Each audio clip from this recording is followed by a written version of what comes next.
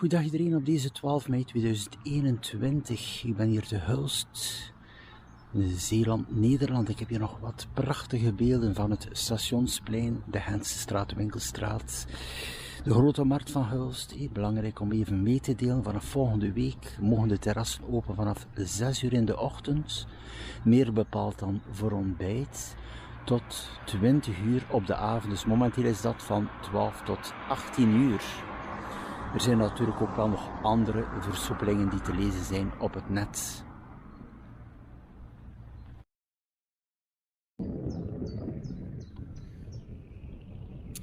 Voilà, locatie supermarkten natuurlijk al open van 8 uur in de ochtend.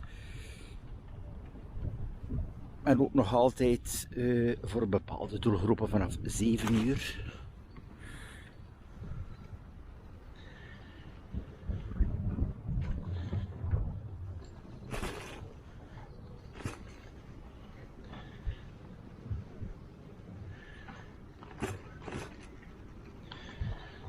Hier nog even een beeld, ook op de bloemenzaak. Ook wel altijd leuk hier op deze locatie.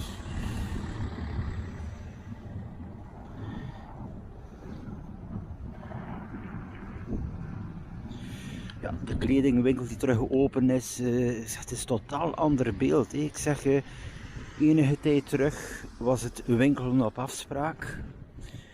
Nu kan je vrij alle winkels betreden en gaan de versoepelingen verder.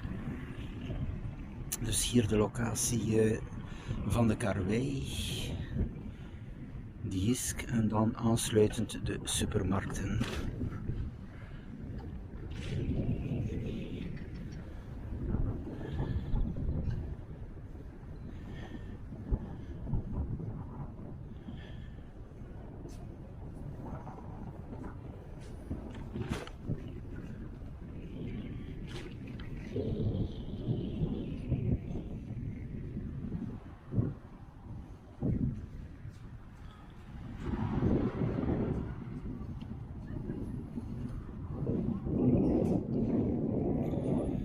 Zo, aansluitend aan de Albertijn.